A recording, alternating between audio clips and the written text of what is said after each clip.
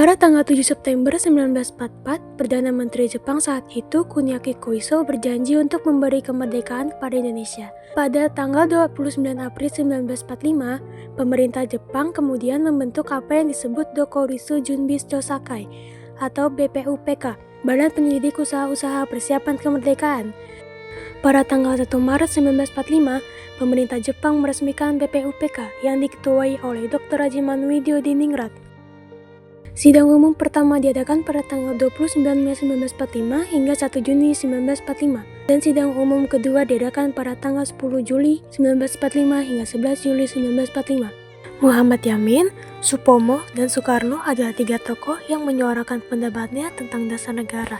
Muhammad Yamin pada 29 Mei 1945 menyampaikan pidatonya yang berjudul Asas dan Dasar Negara Kebangsaan Republik Indonesia. Muhammad Yamin membagi dalam 5 hal dalam pidatonya. Pertama, kebangsaan, 2, kemanusiaan, 3, ketuhanan, 4, kerakyatan, dan 5, kesejahteraan rakyat. Pada tanggal 31 Mei 1945, Supomo menyatakan pidatonya bahwa pernyataan tentang dasar negara pada dasarnya adalah tentang cita-cita negara. Menurut Supomo, pembentukan negara harus disesuaikan dengan sejarah hukum dan institusi sosial serta corak dan tradisi masyarakat Indonesia yang penting. Namun, nama Pancasila muncul dalam pidato Soekarno pada 1 Juni 1945. Akibatnya, banyak orang yang mengatakan bahwa Pancasila diciptakan oleh Soekarno. Soekarno mengusulkan 5 dasar. Pertama, kebangsaan, 2, internasionalisme, 3, mufakat, perwakilan dan permusyawaratan, 4, kesejahteraan, dan 5, ketuhanan.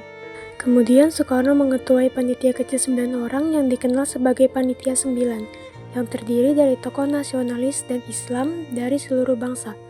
Mereka adalah Insinyur Soekarno, Dr. Muhammad Hatta, Dr. H. Maramis, Mr. Muhammad Yamin, Abikusno Djoko Sujoso, Abdul Qahar Muzakir, Haji Agus Salim, Mr. Ahmad Subarjo, dan Kiai Haji Wahid Hasyim.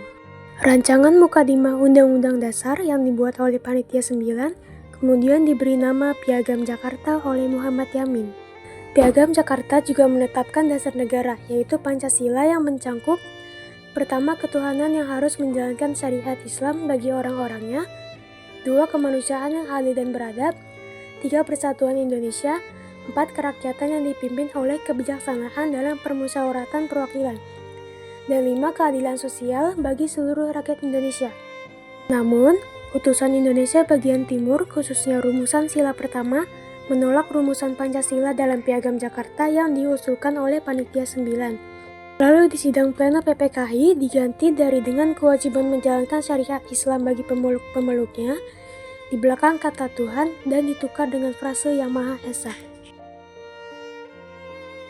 Lalu pembukaan UUD 1945 ditetapkan pada tanggal 18 Agustus 1945 sebagai berikut.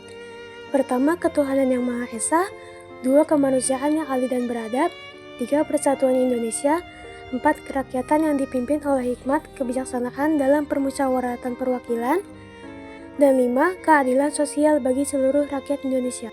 Dengan pengesahan UUD 1945 oleh PPKI pada 18 Agustus 1945, Pancasila juga telah diakui secara hukum dan resmi sebagai dasar negara.